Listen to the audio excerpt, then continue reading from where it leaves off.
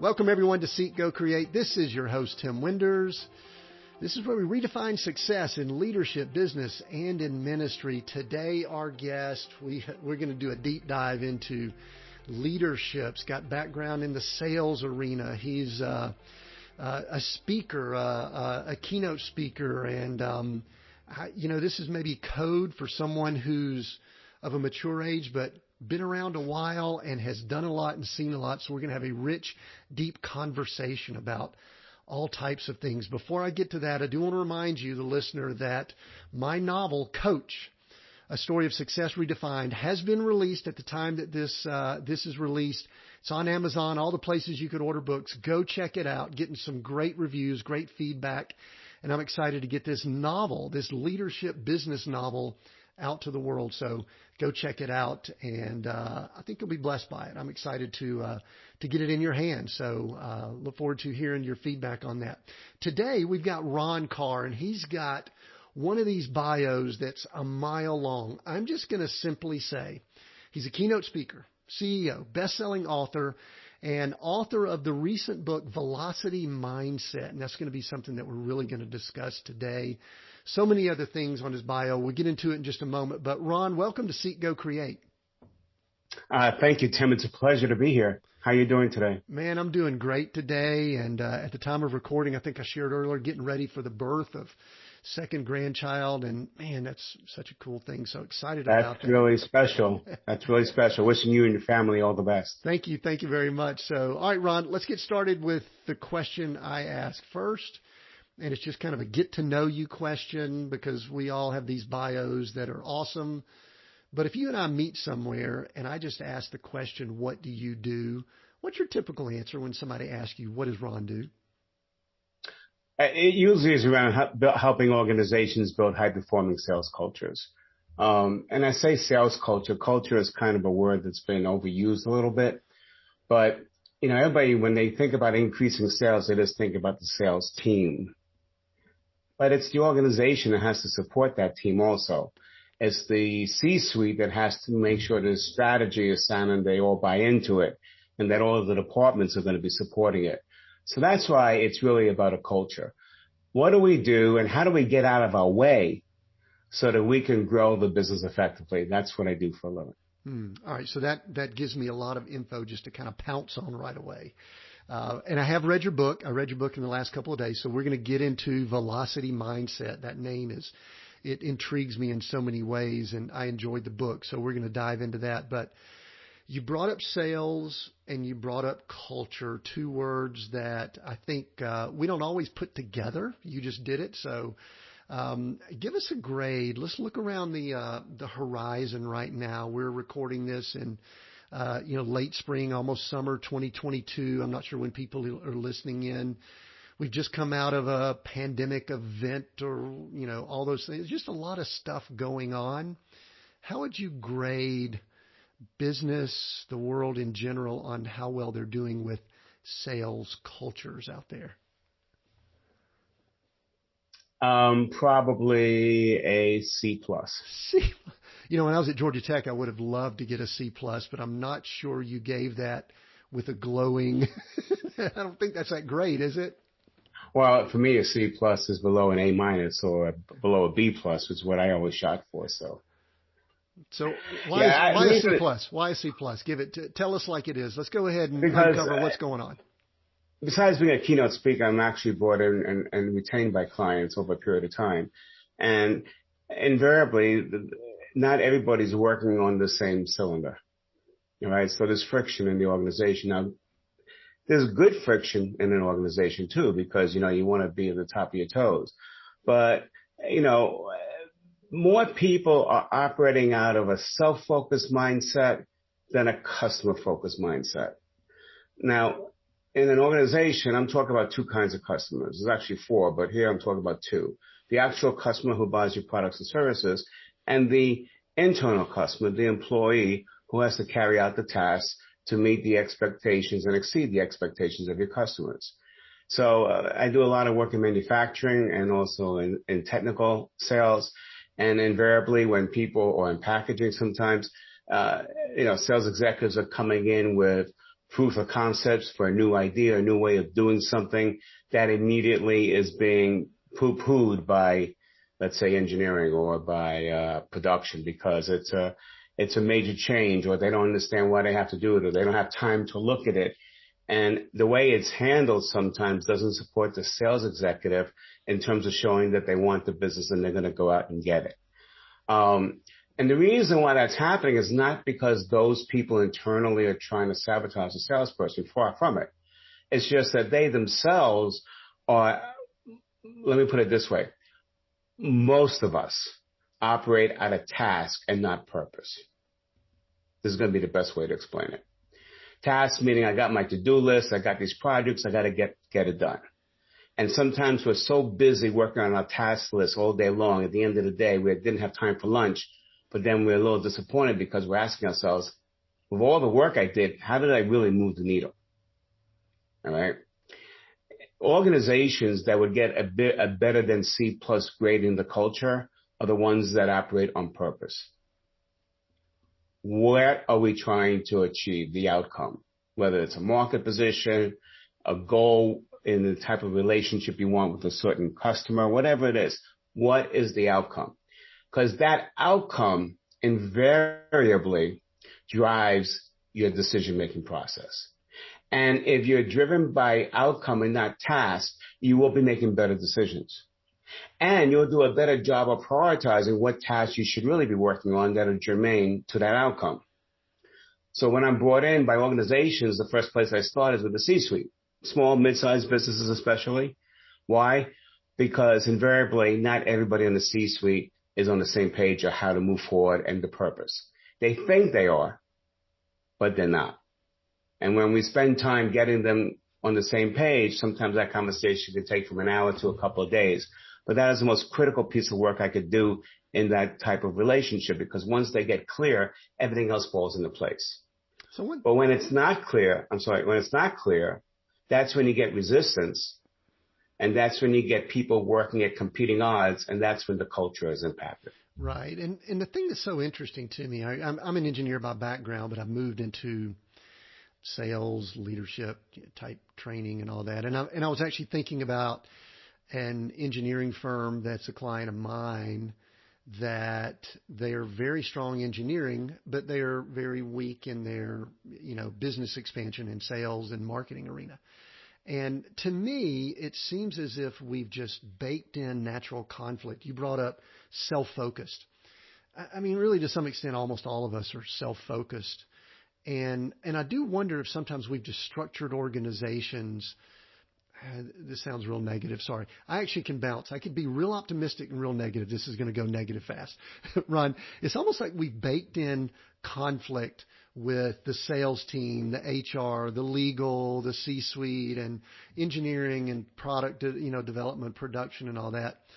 And so is it just one of these things where we're fighting an uphill battle just from the way we've structured some of our organizations? Yeah. So I don't know if baked in is the word I would use, because when you baked it in, that's on purpose. It means you're baking a cake, you're putting the ingredients together and you're going to just bake it the way you want it. I don't think those issues are baked in. I don't think it's an intended thing that people wanted. I think it's a result based on how people operate and the actions they take. So one of the things that we look for in high-performing sales executives, or even in executives, we do assessments. And one of the traits that we look for is the trait of empathy. Okay? Empathy is a really important trait for salespeople and executives. Why? And we look for at least an 8 out of a 10 score. We don't want more than an 8, by the way, because if you're too empathetic, then you're not protecting the house, you're not protecting your cause and all the other stuff. But the reason why empathy is so important, because if I'm trying to empathize with what you're going through, that gives me a different mindset from how I operate. And that means I'm going to be asking you questions, because I got to find out. And I want to find out, because if I have empathy, I want to find out what you're dealing with, what's holding you back. That is so important, because, the whole deal of influence, let's just break down influence in its basic form. Okay. There's 2 parts to influence, heart and mind. Most people go straight to the mind. meaning they're debating, is it the right thing? They're comparing it with everything else. That is the worst place to start. That's the how you're going to do something. That doesn't get the attention and it doesn't make the deal. What makes the deal if someone's going to support you is the emotional connection in the heart. And that's where the empathy comes in. Finding out where you're going, what are your challenges, and then presenting. Here's the key. The key formula for influence is, if you really want to have influence, it's to present what you can do in context to what's important to the person you're talking to. But instead, whenever we try to influence an employee or sell somebody without the empathy, all we do is sort of self-focus. We talk about all the 18 things this thing is going to do for you, of which 16 probably mean nothing for you. So we lost your attention. We're not even landing with impact because you're thinking about other things, and that's because we're self-focused. If I'm customer-focused and I have a trait of empathy, my first conversation is going to be about you, where you're going, what you want to achieve, and what your struggles are. And then if I have something that I would like you to do, then I present it into that context. So that's where it falls down. It's not because it was baked in on purpose. It's because people were operating from the wrong mindset, and therefore they were creating unintended consequences. So where does this is what I'm sitting here thinking as you're saying all of that. I'm not disagreeing. I'm just kind of picking a few pieces of it apart. I started my business career in the 80s and gone through the 90s, 2000s, blah, blah, blah. So I've just dated myself. I could tell you're a good-looking dude, but you probably got a few years on you, too. We call it maturity. We don't call it age, by the way. And, I call it wisdom. Wisdom. There we go. We'll call it wisdom. And I was actually thinking, there were two things that were crossing my mind, Ron, and I'm gonna say them and then let you address both of them. First thing I was thinking was, can someone learn empathy? Can we really teach it? Or is it something that someone just has and develops? So that's one thought. Hold that, and then I started going back to how some of this has evolved. Because if we go back and we talk leadership, we talk sales cultures from 70s, 80s into the 90s. We even talked leadership. We're going to talk leadership and all in just a moment when we go over velocity mindset, and because I've got some questions about generational leadership. But how has empathy? How do we integrate empathy into Joe or Sally C-level? How do we get them to get it if they don't get it? And then also, how has it been complicated? Because in the 80s, we came from the greed is good mindset where we just hammered out results, didn't really get involved with a lot of that. So I threw two things at you, but I know you can handle it. Give some response to those thoughts that came to my mind. Right. So I don't think the emphasis on the need for results has changed from the 80s to now. Empathy is how you get to those results that's changed. Okay, so in the 80s, and now I'm getting into a leadership conversation because it's kind of leading to that. In the 80s, it was more autocratic leadership. Do as I say, here's what we're going to do. And then we went through a transformation where people started doing more teams approaches, and they started doing consensus and collaboration. And now empathy is really important for a couple of reasons. As the people that grew up like you and I did in those 80s, and it was autocratic and all that, people today are doing things because of the way they want to do it, not because of what you want. End the story. Especially the millennials and the younger generations. That's why we had the mass resignation. That's why companies now are facing resistance of getting people to come back to work in the offices. People found newfound freedom with the extra time from commuting. They have better lifestyles. And so there's a pull and take happening right now in corporate America as to where we're going to wind up down the road when everything is said and done and what the new norm looks like, okay? But a part of that is because of the empathy and because people are not doing it because you're saying you have to do this. People don't have to do anything.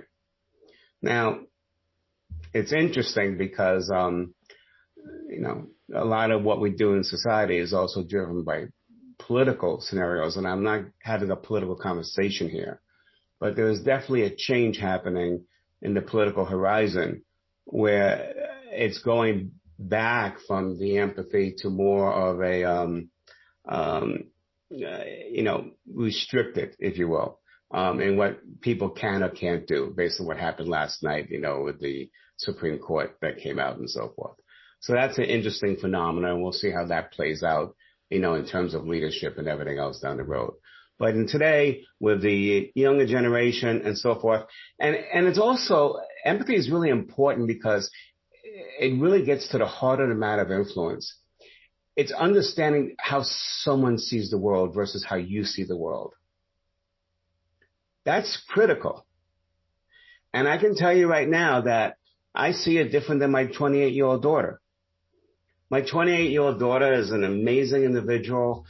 She's in a high-paying job. She worked her way for it. She left because she couldn't get promoted, got more experience, came back, and she's doing really well. Let's put it that way, okay?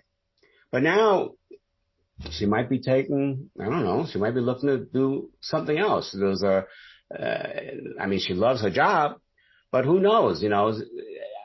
People are not expected to stay at their jobs for 30 years like we did when we started in the 80s. You got a job at IBM and you stayed there for life. People are expecting to change jobs within 10 years. 10 times within a career.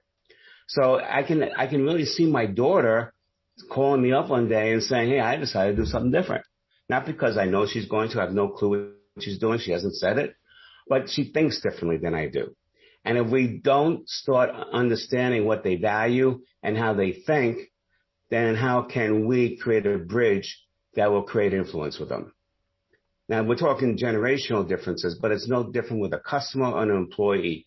We got to find out what's important to them, where they're trying to go, and it helps you. I'll give you an example. I have a long-term retainer client, manufacturer, and I'm in the CEO's office one day, and one of the production supervisors comes storming in. He's really upset, and I go, what's wrong? He goes, damn so-and-so. He's on his damn cell phone. And I said, okay, so what's the problem? He goes, well, he's late, and he's making everybody else late. I said, so what did you do? He says, I went back there and told him, get off the damn cell phone. And what did the guy say? He goes, why should I? Everybody else is on a cell phone. And what did you do? He says, I got angry, and I said, get off the damn cell phone, and I stormed away. I said, how well did that serve you? Now, this guy was an older guy, and I guarantee you that worker was probably a younger worker. But even if he was the same age, he probably could have still responded the same way, because that supervisor was not communicating with him with empathy. He was communicating from self-focus what he wanted with no regard to what the other person wanted. And when I say that, I don't mean you should give up your ideals and what you want. I want you to get what you want. The question is, how do you do that? So I role played what happened just with him. He played the welder, and I played him. And after a while, he started laughing because I was just repeating the answers he gave me. And he goes, stop. He goes, I would have told myself where to go to if I was listening to that conversation. I said, so what do we know about the guy?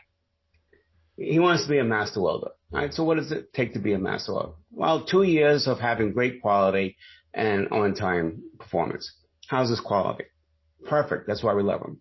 How's his on-time performance? Well, in this one job, he's late. I said, okay, so you need to get him on time. Right. So forget the cell phone. It's the wrong thing you're negotiating. Go out there and say, hey, you want to become a master welder, right? He goes, yeah. And this is the conversation he had. So he asked the question. The guy goes, yeah. And he goes, you need two things. You need quality and you need timely performance. Your quality is perfect. That's why we love you. But in this one job, we're 20 minutes behind. What do you think we can do to get you back on time so you stay on that path for becoming a master welder? And within seconds, that same person who yelled at the supervisor said, maybe here's a couple ideas that I could do. And he started coming up with suggestions. And before you know it, the thing was resolved. What's the difference? The difference is the supervisor still got what he wanted, but he did it by understanding what was important to that individual and presenting it in context. Can't do that without empathy. How do we do that? Listen, let's just go ahead and bracket some people. Let's call it age 55 and up, tail end of the baby boomers and all of that. They look at a lot of the generation and they use words like lazy and blah, blah, blah. My kids are the same age as you just brought up your daughter. I've got a 28-year-old son and my daughter is about to have a Our grandchild's 30. And, at times I look and I don't quite grasp what the mindset is, but I know I need to have empathy and understand more. I think it's vice versa too. I think that for them to succeed, they need to understand and tap into some of the resources that the generations like us have. But give some practical tips. How do we do that, Ron? Well, I think empathy you need, period. I don't care if you're talking to the same generation as you are or a different generation. Now, but, I had to learn it. I mean, I was very self-focused because of what I grew up with and how I had to protect myself when I was younger and all that stuff. But, in the 80s, it served me well when I sold. But, as I got into management and started this career, it didn't serve me well as, things changed in the world. When you go to becoming a speaker and a consultant, you even have to be better at influence because people don't have to do anything you're saying. And usually when you're making a recommendation, you're asking people to change a little bit, and change has pain. Okay. So you even have to be even better at empathy. But then I looked at my personal life, as we're rounding 2000 and my daughter was 6 at that time, and then she's getting older, and I have the same generational differences that every generation has with the younger ones. And I started practicing it, and I don't do it all the time. I still fall back on my sword. But, sometimes, when my daughter's saying something to me, I say, well, what makes you see it that way? How's your vision? Tell me what you're looking at. And that's not the words I use, but you get the point. So you have to practice it. You have to try it. And it's a good thing to try no matter who you're talking to, because it's only going to help you understand other people better. And when you do, you can create a way forward that will take into account what both of you need. In fact, we've gotten so far away from that over the last 20 years. That's why there's such a political divide that's really hurting this country right now. And if all of us would practice a little empathy, you don't have to agree with other people, but if you just take the time to hear their perspective and hear what is behind it, A, you'll get to know them better, which will lower the tension, and B, you'll have some ideas maybe on how you both can move forward. And we have to do that as society. We're hurting because we're not doing that. Yeah, I think we do too. I think you mentioned the autocratic ways of the 80s. It's almost like we're autocratic today with our ideas and thoughts. We want to tell people, dang it, I'm going to tell you, Ron, what my views are, my thoughts are on, controversial things. Instead of, it's been fascinating to me doing this podcast. We're now almost 3 years in. It forces me to ask questions and then listen. And I'm kind of a speaker type also, but dang, I even have, my son is my, the editor engineer. I have him track what percentage of time I'm talking versus the guest, because I never want to, as I'm doing right now, take over the conversation. It's funny when you just said that. I was hired. It was a huge contract. It was just under 7 figures. Or 8 figures. And I wrote a book at that time called The Titan Principle. And this major medical company wanted to titanize the sales force. There was a merger. 2 disparate cultures came together. And it was the first time they brought everybody together. It was 500 people meeting in Vegas. They hired me to keynote and do some breakouts. And it went really well. And then they brought me down 4 months later to give my findings, recommendations of what I saw at the conference. And they said, bring your credentials, we want to do more work with you. So I knew what they needed for sales. So I started talking about key account selling. The VP who controlled $2 billion said, stop. And he goes to his 5 subordinates. If he talks about key account selling, what are they going to do? I said, okay, we also need major account. After 3 times, I decided, you know what? They're not buying what I'm saying, even though they asked me to come down here. So I closed the PowerPoint and I said, I'm confused. You asked me to come down and give you my credentials. I'm doing it. Yet you're telling me that what I'm here to talk to you about, you're not interested in. And then that VP taught me a couple of amazing life lessons. The first thing he said is, Ron, unlike every other client you have, we bring people in like you to come in and speak to our people. And do we ever follow through in what you do? No. So you become the flavor of the month. I have a $2 billion merger. I can't afford a flavor of the month. I said, okay. And then he said this. He goes, I need to unify this merger. It's disparate right now.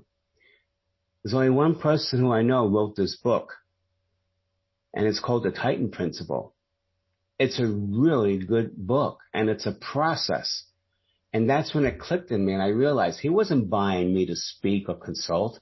He wasn't buying me to present the Titan Principle for the sake of the Titan Principle. He was looking to bring the Titan Principle in as a unifying process that would make his merger work. So when I got to understand the real motivations behind it, it allowed us to get into a really good conversation. And then I said, okay, so what do you suggest? He goes, well, I suggest we bring you to Chicago and we have all our management team meet you there, but I need you to do one thing. And I go, what's that? He goes, you're a speaker. I go, yeah, don't speak. I go, what? He goes, look, if we want to change people and change a way, we need to engage them. So create the program, but make sure they're really engaged. And so we identified what the 4 key areas that we had to address in that meeting for 2 days. And then simply I created a module on each area, broke them into teams. We processed it. Bottom line, like you just said it a minute ago, they did most of the talking. I did most of the facilitating. The funny thing is when the evaluations came in, they called me the best speaker they ever heard. And you didn't say much. So I didn't, well, I mean, I said something, I was presenting the modules, but they did most of the talking in hours, you know. But the point is, they were having the issues addressed. That's why they felt it's so valuable, and that's why they agreed to go with the bigger contract. Hmm. Yeah, and it goes back to what we were saying. First of all, you listening to what the real issue was. Yeah, and let's define listening. Yeah, go ahead and do that because I have a follow-up question to that. Sorry. Listening. What is listening?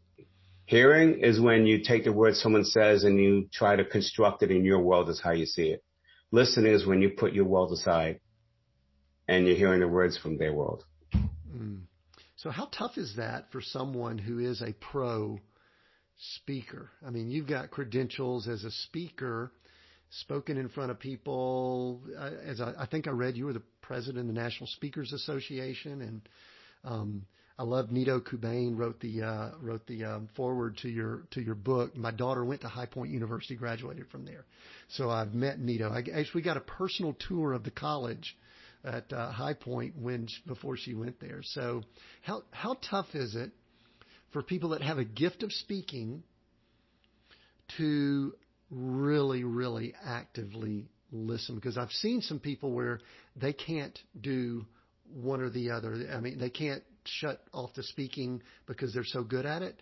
Have you had to deal with that at all or observed other people dealing with that? I deal with it every day. Well, first of all, in my own business, and I'm human, so sometimes I don't, and when I don't, I get in trouble. But when you're on stage, you're constantly listening to that audience. You're constantly reading that, at least you're trained to do that as a professional speaker. You know things that work, you know things that don't work, and when things are a little bit off, or it's quiet here, or something's happening there, or there's energy in the room, or whatever, you have to do it on the fly and address what's going on in that room so people know that you're present and relevant. Now, I can tell you that I can do the same. I do the same speech, like we have 3 or 4 speeches, so I do them several times over. Even though it's the same topic, I never give it the same way. I mean, I got the same agenda, I got the same stories, but the actual words are different sometimes because of how I read the audience, what I might concentrate on more versus what I may not, based on who the audience is and so forth. That's listening. That's reading an audience. No different than if you do it one-on-one with somebody. Yeah. And so the adjustment, I mean, it goes back to, if anyone's not picking up on the theme of this, is to have empathy and to listen. Now, I want to jump in. This is a little bit of a pivot, but I think it ties a lot together.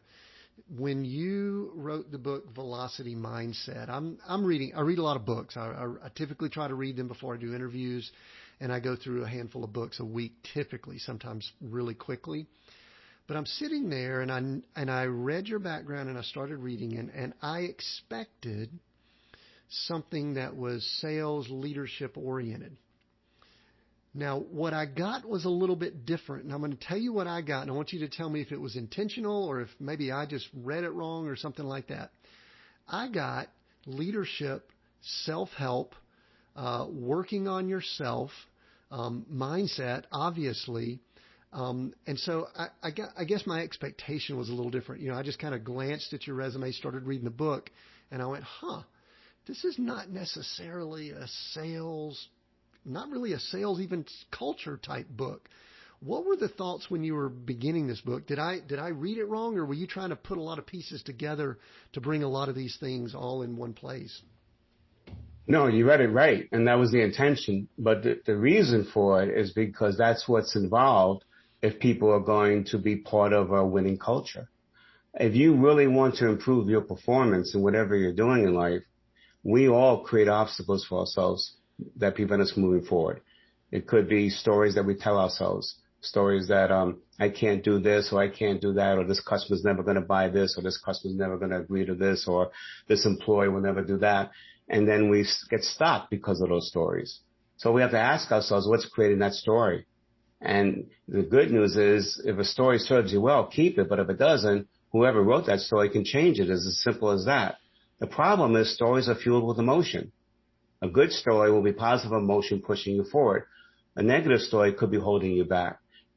So if you don't understand, like if you get triggered when people say things to you, or we all do this, we create stories. Whenever someone says something to us or does something, we create a story of what it means. And you know what? 80% of the time we're wrong. But yet we're making decisions based off of that. And then we want to know why someone didn't buy into what we were saying or whatever. That's the reason why I brought it all together.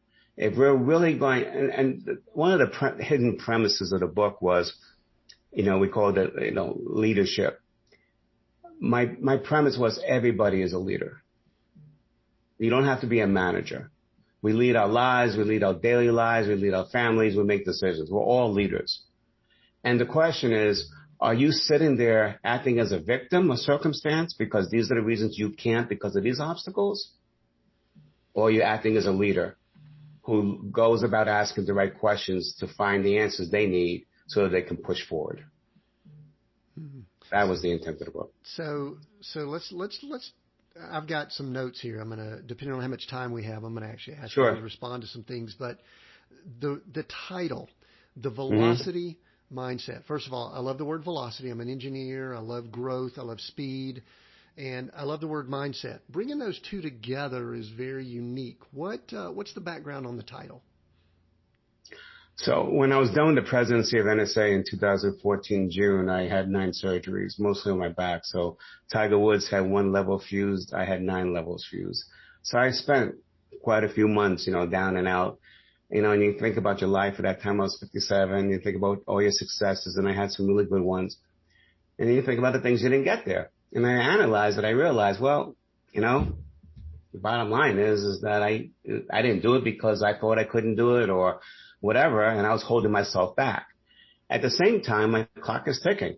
I'm on the back 9, now I'm probably on the back 4, I'm 65, and, you better get going, and whatever's stopping you, find a way to get through it if you still want to do those things. So timing and urgency was the name of the game for me. But then I also realized a lot of other people in the same boat. A lot of people wish they did certain things and didn't get there. So when I mention the word velocity, Tim, the first word that comes to your mind is, for velocity? Speed. It's going. It's moving. Exactly. Yeah, fast. And that's what most people think it is. But that's not velocity. If all you think it's speed, then you'll get burnout because you go fast, fast, fast, fast. And like I said, that day you're working so hard and you didn't move the needle. Real velocity, the physics definition, is speed with direction. Direction is the key. Direction, to me, is our purpose, where we're going. That drives our decision-making process and what we decide to do, can't do. That drives our prioritization of tasks. And that means that we need to move from a task-oriented basis to a purpose-oriented basis. When we live on a daily basis on purpose, we're going to make better decisions in our lives, and we will accomplish a lot more. That's true velocity. And my mission right now is to make sure that people have an idea what their purpose is and are they doing to live out that purpose so that they can feel fulfilled. That's something that's come up for me because as we get older, we also need more significance. Now, look, it's still about sales. It's still about leadership for managers. But there is that self-help bent where we're saying if you really want to be a better leader, manager, salesperson, are you looking inside of yourself to see what's holding you back and what you can do differently? That's it. I like the subtitle. Just having just written a book, I know how important subtitles are, and sometimes publishers and all, they want us to subtitle it to kind of spread the nets and let people understand a little bit more about it. How leaders eliminate resistance, gain buy-in, and achieve better results faster. So let me share with you the technology. There's a lot there. Let me share with you what goes into that title, okay? You need someone who's going to grab someone's attention. That's the word velocity.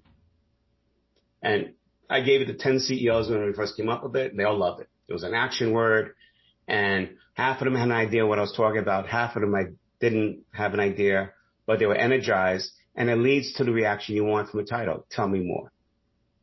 That's what a good title does. And then we had mindset, because as you can tell, everything we're talking about is how you look at things, how your mind is, observing, and also how your mind is operating, because that leads to your decisions, okay? What it doesn't tell you are the outcomes you can get from that. So that subtitle is nothing but the outcomes you can expect. How to eliminate resistance to your ideas, get buy-in, and achieve better results. When we came out with a book, we're kind of thinking like, who wouldn't want that? So that's how we came up with those two titles. Sure. So you've written a number of other books. How does this one compare, relate? How is it different from the other books? And I have not been able to read those. So this is my only book I've read from Ron. So all right. So Lead, Sell, Get Out of the Way. Sure. Lead, Sell, Get Out of the Way was the book before. Velocity Mindset did really well. I'm still doing well, still making royalty checks even 14 years later. But that was a real sales book. And I want to save part of that to the last question you had, because it goes to the question that you're going to ask me at the end. But it really gets into how do you, the types of questions you ask, how do you position yourself powerfully in front of your customers and so forth. And people who read that book love it. It's for sales and it's for leaders. The velocity mindset is more of a holistic approach to influence, a holistic approach to getting people to support you in what you want. The bottom line, whether you're a leader or a salesperson, you can only go so far through your own efforts, but you can go a lot farther through the efforts of others. And so that's what we get into, and how you engage people with the neuroscience findings that we've got, to release certain hormones, or certain hormones you have to understand about, and you do have control over those. So do you accept that control as a leader? And then do you understand what's involved in engagement, and how can you engage people better so that you can get them thinking about what you want them to think about? That's the difference between the Lead, Sell, Get Out of the Way is an actual how-to with specific questions. Velocity Mindset is also a how-to, but it's more on a bigger scale engagement and understanding how people tick. Yeah, that was kind of my impression. It was kind of bigger picture, kind of moving up to maybe taking in the entire C-suite or the entire leadership team, as opposed to specifically the sales organization. But make no mistake, that book came from a lot of the work we did in sales, coaching and speaking with clients. We had some great results. We had one client that changed the way an industry bought. It used to be price for a supply agreement every 3 years, and it had to be the lowest price. And when we got done repositioning them with that client, they actually came out with a $200 million 10-year negotiated agreement.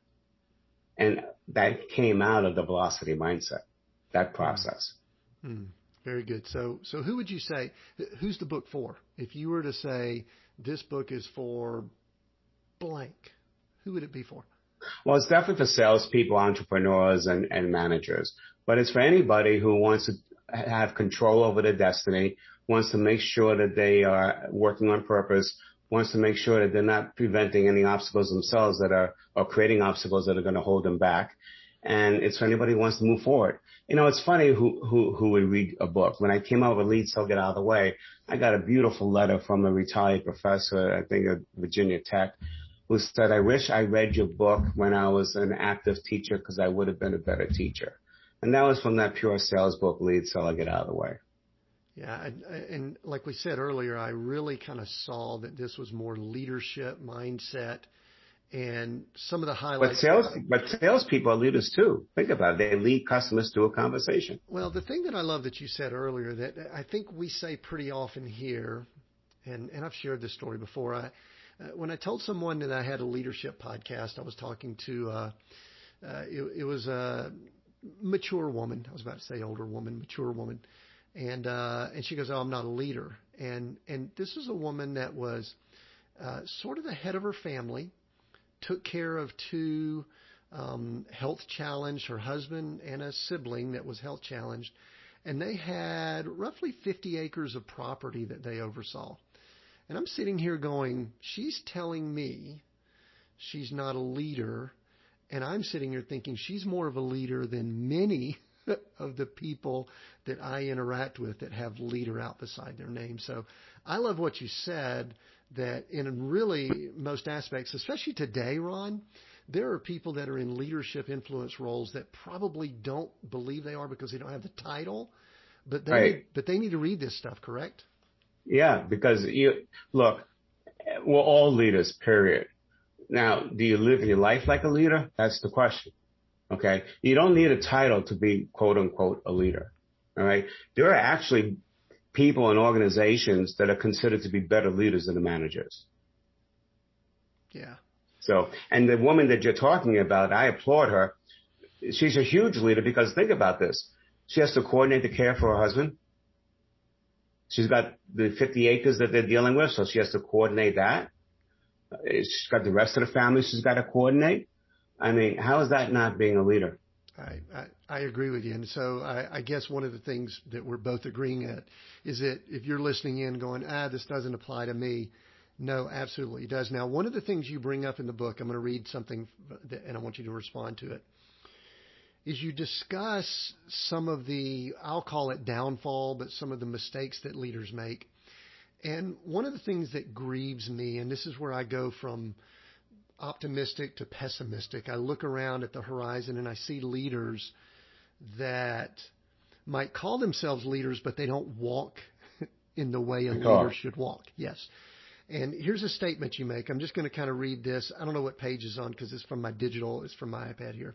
But you say, unfortunately, people in positions of authority can talk a good game, but too often fail to walk the talk. They fall into the trap of do as I say, not as I do. Ron, I unfortunately see that more than I wish I did in the political structure, business, all along. And I think that's one of the reasons why some people have a little bit of a sour mindset about that word leadership. Talk to us about that. Yeah. So look, one of the things that employees look for is what you're doing. You can say anything you want, but they're not listening to that. They're watching your actions. If you are doing your actions, then they'll support. Just give you an example. CEOs will say to me, hey, I want my people accountable to the organization. How can you make them accountable, more accountable? I said, you can't. I said, what do you mean? There is no such thing as accountability to an organization. There's an accountability to one's promises.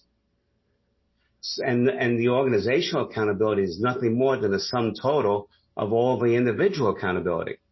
Now, as individuals, we're the most important thing to ourselves in the world, right? So if I make a promise to myself and saying, hey, if I'm smoking, I'm going to quit smoking, and I don't keep that promise, how can you expect me to keep a promise I make to you if I'm the most important thing? So it starts and ends with the individual promises. Now, here's where a lot of people go off. I read a book called Healing Back Pain with Dr. John Sarno, and he got into the mind a lot, why people have back pain when they shouldn't have. And he developed some traits that are in the mind, such as goodism and perfectionism, things that we can't perfectionism, a lot of us are dealing with perfectionism for whatever was in our lifetimes way back when or whatever that formed us who we are today. But going for perfectionism sometimes will drive you to pain, because when you're trying to be so perfect, right, and you actually want to be more perfect when your mind gets close to your subconscious and it doesn't like where it's going, so it creates pain. Right? And he found out that one of the things that led to that is perfectionism and goodism. What's goodism? Goodism is where we want to help people. We want to help people so much because we feel good, or it helps us accomplish something inside of us. The problem with goodism, it leads to people making a lot of promises because they want you to know you're on quarter. Okay, so I'm going to give you the business next year. Give me a price decrease now, and I'll give you all the volume for next year. And they're saying in the best interest, but they know they can't really guarantee that. But now you make that decision. You go to your company and you tell them, here's what we're going to get. They lower the price. And then all of a sudden next year, you're not getting the volume. So now you feel aggrieved because that person made a promise and didn't keep. Your trust starts going down. You start getting a little angry, and that relationship sours anyway. So as a leader in life, we have to understand that our word is our bond. And if we're making promises that we mean wholeheartedly to keep, or we're saying those promises because we want to let people know we're in a corner, but if we know we can't really keep them, or there may be things in the way, all we're doing is setting ourselves up for failure.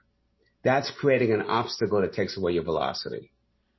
Mm-hmm. And unfortunately, that gets magnified with the world we're in, and people begin questioning leadership in general.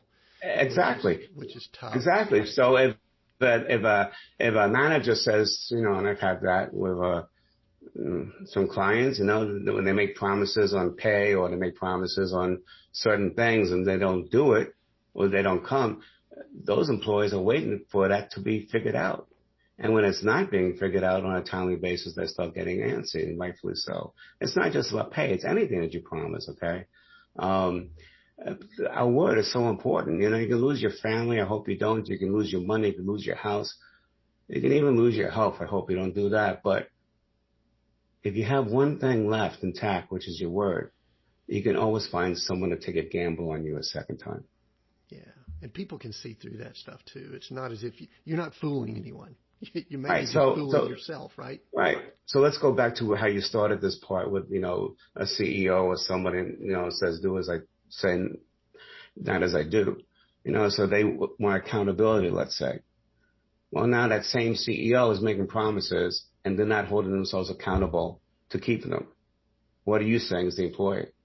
Well, why should I keep my promise to the CEO? Yeah. Why should I put my cell phone down just because you're saying I need to put my cell phone down? Going back to your example earlier of the guy, it's like, hey, you don't do what you say. Why do I have to do it too? And it's a vicious cycle. Or they're saying, why should I worry about you if you're not worried about me? Mm. Yeah, that's good. So there's another concept that you brought up in the book I want to get to before we start wrapping up here. And it's something that's perplexed, or it kind of bothers me when I see just the world we're in. It's just how busy people are, and people rarely slow down to stop and think. I think you use the word pause to visualize and see success and see things in a different light. If I'm rewording that wrong, let me know. But you use the word pause a number of times. Tell me more about that. Well, everybody thinks pause is the antithesis of velocity, and it's not. Yeah. Sometimes you'll gain a lot more velocity if you pause, because insanity is doing the same thing over and over and expecting different results. It's getting the same miserable results. Why aren't you pausing to figure out what we're doing?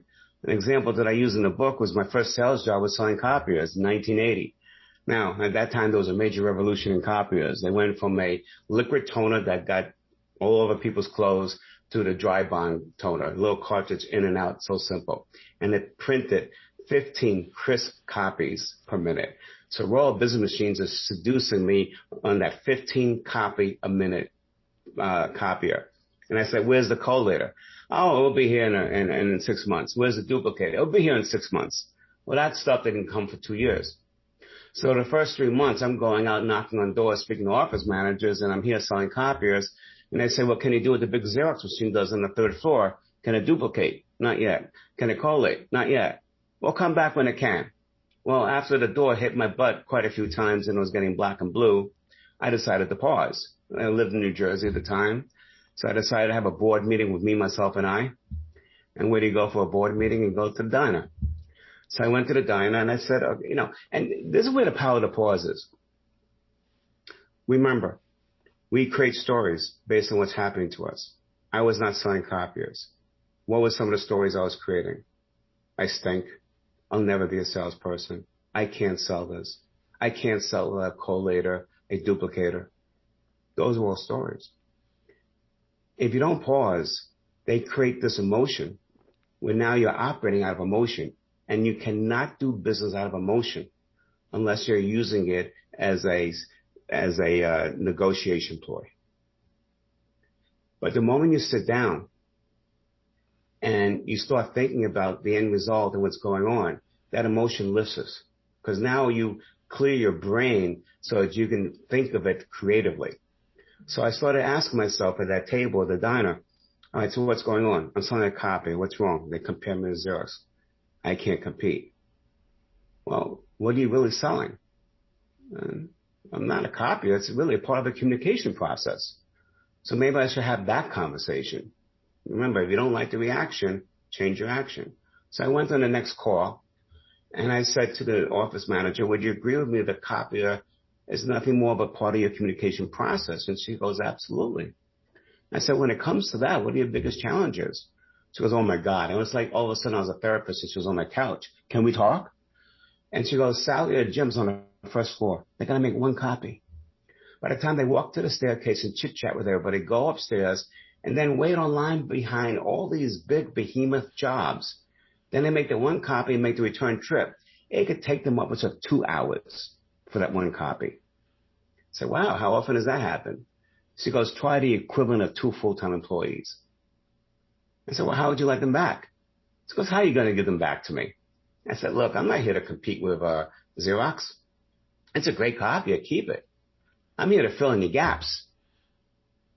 And so what I suggest is you don't buy one. You buy 3. 1 for every floor. It's a minimal expense compared to that big machine upstairs. But you'll get those 1 or 2 copy jobs done faster. People will be working more, and you'll get those 2 full-time employees. And she bought 3 units that day, the first 3 I ever sold for that company. And that's how I started selling after that, now selling multiple units each and every time. What changed? Copy didn't change. It was still limited by its functionality. The only thing that changed was my viewpoint of what was happening and deciding to do one different action. Would never have happened if I didn't pause, let the emotion lift, and think about it differently. Yeah, you make some great points about that. And one of the things that I love, it really fits into a lot of the theme that we talk about here, because I think it's sometimes difficult for us to define really what success is if we just we're busy, just kind of churning it out.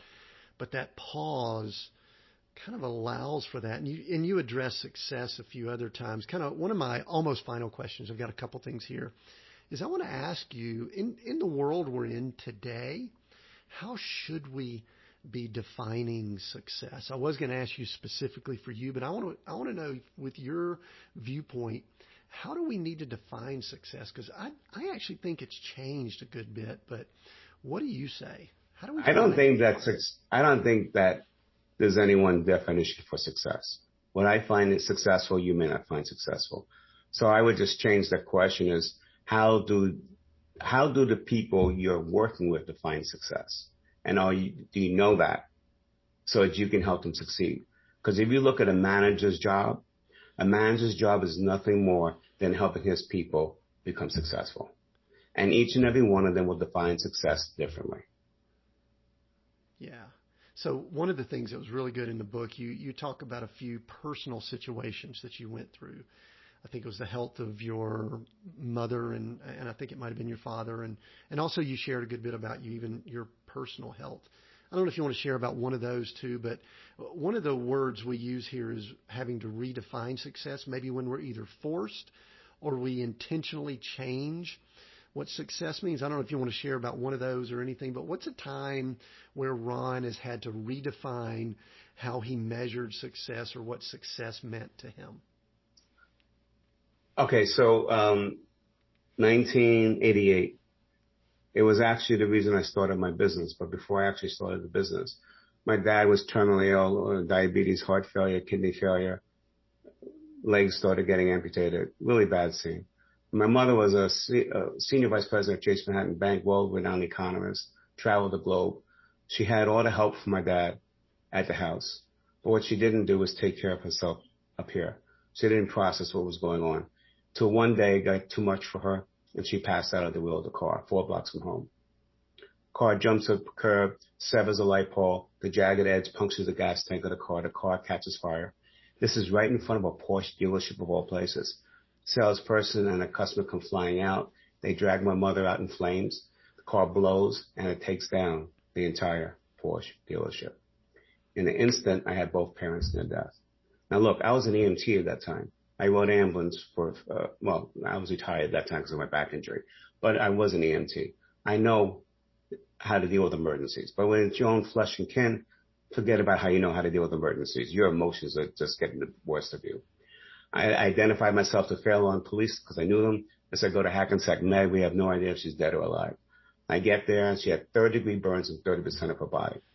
This was a stoic woman who fought in the War of Independence for Israel, commanded a battalion of 2,000 women, and here she's pleading with me to let her die because the pain is so great. So I'm sitting there by myself. It's all in my hands. My brother was somewhere else. And I said, okay, what do I do? And I said, I have no clue. And I said, well, what got you successful in business up to this point? And there were 2 questions that I always used, and I used those questions for that event.